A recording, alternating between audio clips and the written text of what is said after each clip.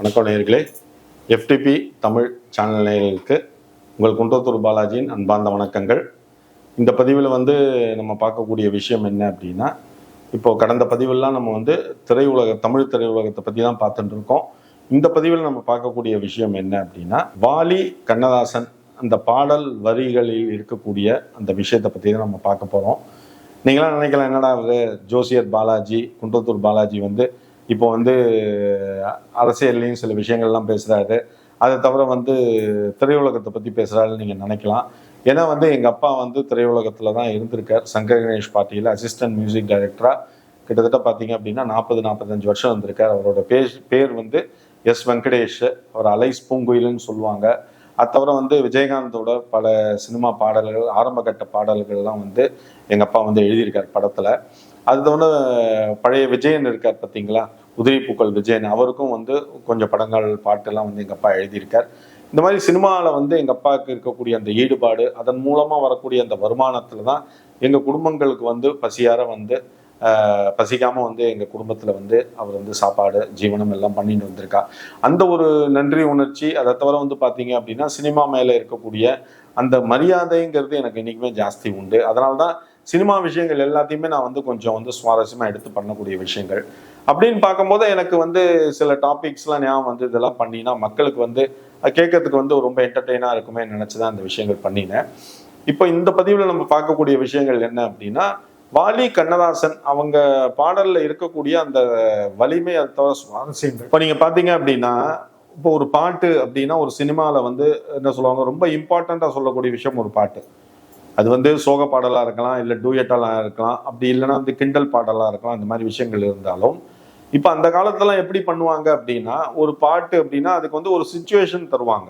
ஒரு கணவன் மனைவி 2 பேரும் அவங்க லவ் பண்ணக்கூடிய சிச்சுவேஷன், இந்த மாதிரி ஒரு சாங் பண்ணணும் அப்படின்னா அதுக்கு தகுந்த மாதிரி ஒரு பாடல் பண்ணணும். இப்போ பாடல்ங்கிறது எப்படி உருவாக்குவாங்க அப்படின்னா, இதை அந்த காலத்திலேயே பார்த்தீங்கன்னா என்னன்னா, ஒரு பாடல் அந்த காலத்துலையும் சரி இந்த காலத்துலையும் சரி ஒரு பாடல் உருவாருது அப்படின்னா அதுக்கு பார்த்தீங்க அப்படின்னா இந்த டியூன்ங்கிறது ரொம்ப இம்பார்ட்டன்ட். அந்த மியூசிக் டைரக்டர் பண்ணக்கூடிய விஷயங்கள். இப்போ பழைய காலத்தில் எம்எஸ்விலாம் பண்ணும்போது, சங்கர் கணேஷ்லாம் பண்ணும்போது எப்படின்னா, இப்போ ஒரு பாட்டு ஃபார் எக்ஸாம்பிள் வச்சுங்களேன், இந்த பாட்டுன்னு வச்சுங்க, அவளுக்கு என்ன அழகிய முகம் அப்படிங்கும் போது பாட்டு எழுதினதுக்கு அப்புறம் தான் அந்த வார்த்தை உங்களுக்கு அவளுக்கு என்ன அழகிய முகம்னு வரும்.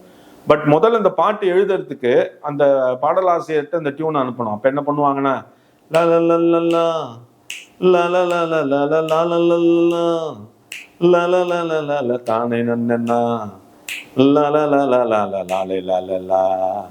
தாலே லாலே லாலே லாலே லல்லா லாலே லாலே லாலே லாலே லல்லா இப்படிதான் அனுப்புவாங்க. அப்போ நீ அந்த பாட்டுல அவன் ஒரு பெரிய ஜாம்பவானா இருந்தா தானே அதுக்கு உண்டான அந்த இசைக்கு உண்டான அந்த வார்த்தைகளை உள்ள புகுத்த முடியும்.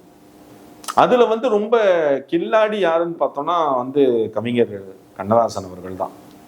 ஏன்னா அந்த கண்ணதாசனை பொறுத்த வரைக்கும் ஒரு டியூன் வருது அப்படின்னா என்ன பண்ணுவார் அப்படின்னா, பாடல்ங்கிறது எப்படி அப்படின்னா, ஒரு பல்லவி 2 சரணம், இதுதான் மினிமம் இருக்கக்கூடிய பாடல்ல வரக்கூடிய விஷயங்கள்.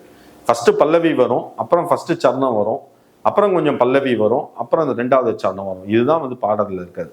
பழைய கால படத்துல பாத்தீங்க அப்படின்னா ஒரு பல்லவி இருக்கும், 3 சரணம் இருக்கும், கொஞ்சம் பெரிய பாடலா இருக்கும். இதுதான் நடைமுறையில இருக்கக்கூடிய விஷயம்.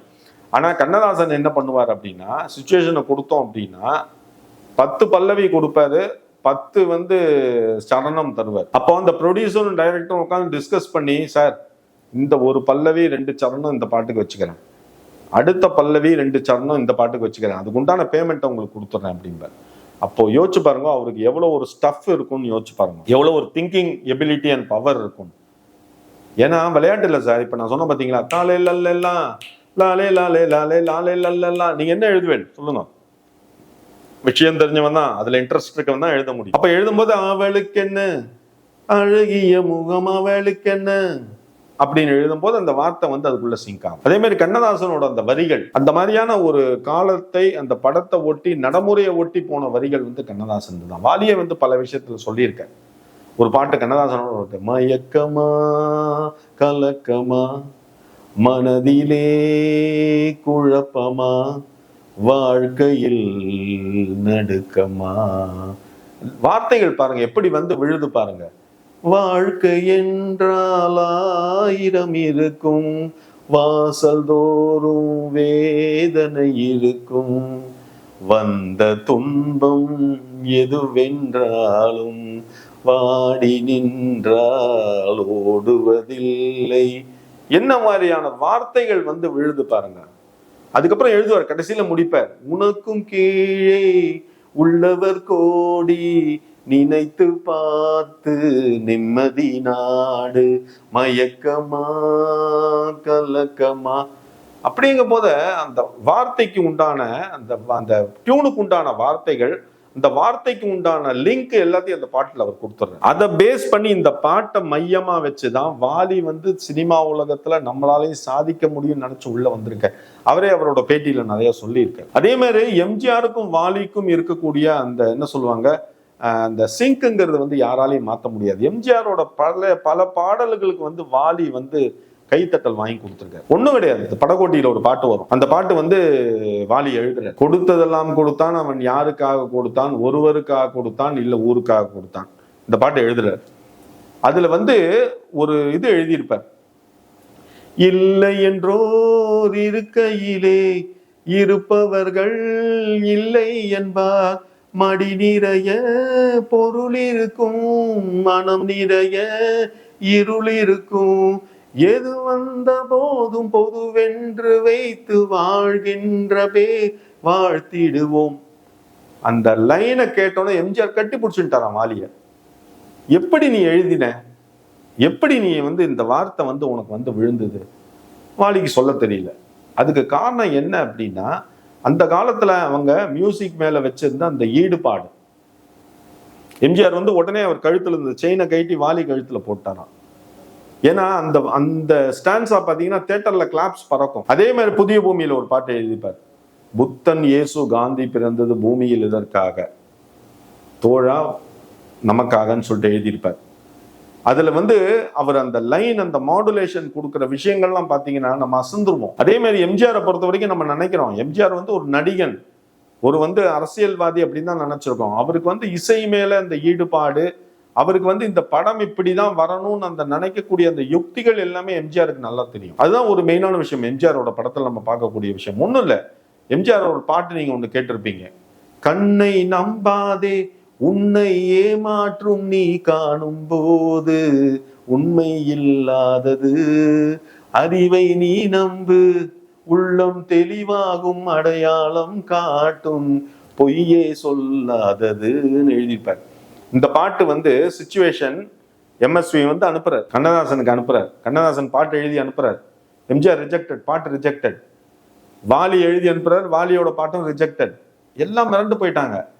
சினிமால இருக்கக்கூடிய ஜாம்பவான் 2 பேர் தான், ஒண்ணு கண்ணதாசன், இன்னொன்னு வந்து வாலி. இவங்க 2 பேர் பாட்டையும் வந்து எம்ஜிஆர் ரிஜெக்ட் பண்ணிட்டாரு. அப்ப இவர் என்னதான் எதிர்பார்க்கிறார் இந்த பாட்டுல? எம்ஜிஆர் சொன்ன சிச்சுவேஷன் என்னன்னா, ஒரு கொள்ளக்கூட்டம் இருக்கக்கூடிய இடம், அந்த இடத்துல இவன் வந்து மறைமுகமா தத்துவத்தை பத்தி பாடணும், அப்படியே அந்த ஹீரோவை பத்தி ஒரு ஹைலைட் பண்ணி பாடணும். இதுதான். கண்ணதாசன் ஃபெயிலியர், பாட்டு எம்ஜிஆர் அக்செப்ட் பண்ணல, வாலியும் அக்செப்ட் பண்ணல. அப்ப மருதகாசி எழுதினார் இந்த பாட்டை, கண்ணை நம்பாதே உன்னை ஏமாற்றும் நீ காணும் தோற்றம் உண்மை இல்லாதது, அறிவை நீ நம்பு உள்ளம் தெளிவாகும் அடையாளம் காட்டும் பொய்யே சொல்லாதது. எம்ஜிஆர் ஓகேன்ட்டார். அதுல வந்து கடைசி ஸ்டான்ஸால கொண்டு வருவார். அதுல வந்து கடைசி ஸ்டான்ஸா வரும்போது வந்து கொண்டு வந்து பாட்டை முடிக்கும் போது பாத்தீங்கன்னா இந்த மருதகாசியோட ஹைலைட் வந்து அந்த இடத்துல வந்து நிற்கும். அந்த பாட்டு வந்து அவ்வளவு பாப்புலர் ஆச்சு. ஓம் முருகா என்று சொல்லி பக்தர்களை ஏமாற்றும் ருத்ராட்ச பூனையாக அலையறீர்கள் சொல்லிட்டு போட்டிருப்பார். கடைசியில முடிச்சிருப்பார், என் உணர்வை நான் அறிவேன், என் உணர்வை நான் எதுவான போதிலும் ஆகட்டுமே அப்படின்னு சொல்லிட்டு எம்ஜிஆர் வந்து முடிப்பார்.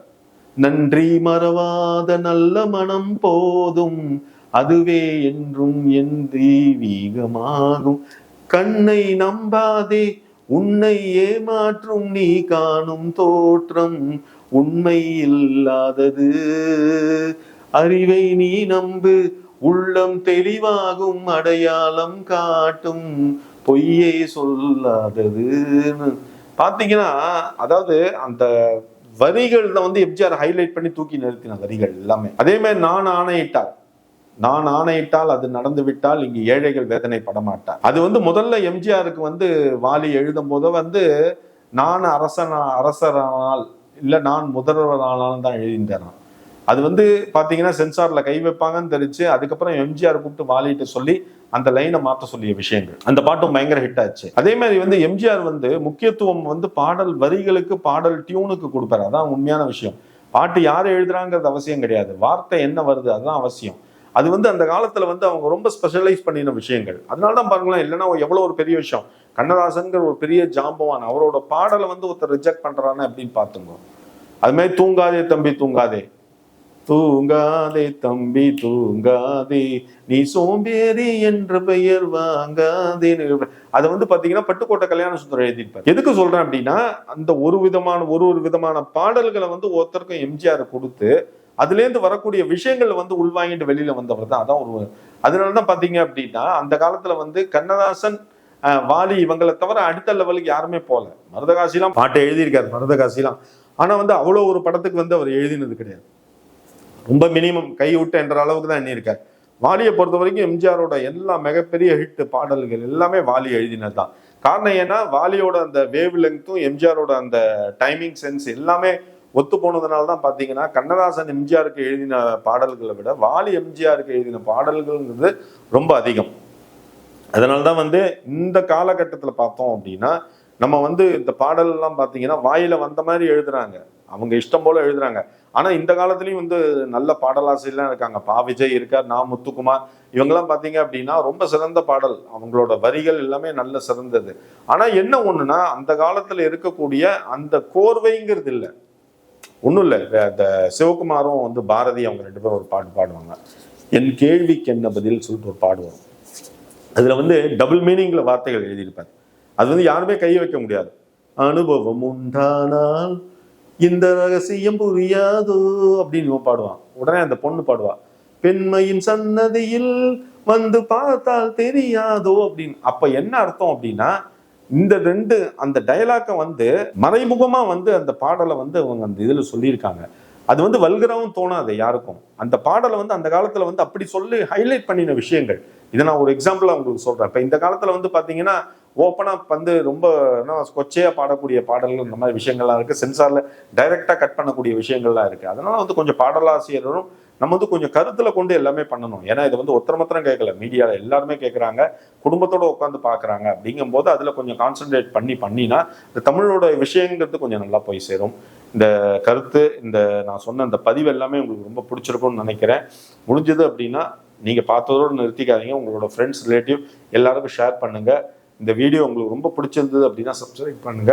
அதை தவிர வந்து உங்களுக்கு ஜாதகத்துல என்ன ஒரு சந்தேகமா இருந்தாலும் கீழே என்னோட வாட்ஸ்அப் மொபைல் நம்பர் 9884277263 வந்துட்டு இருக்கோம். அந்த நம்பருக்கு கான்டாக்ட் பண்ணி உங்களுக்கு ஜாதகத்துல என்ன டவுட் இருந்தாலும் நான் கான்டாக்ட் பண்ணுங்க. டெஃபினட்டா உங்களுக்கு அதுல உள்ள சந்தேகங்கள் நான் கிளியர் பண்ணி வைக்கிறேன். நேயர்களே, நன்றி, வணக்கங்கள், சந்தோஷங்கள்.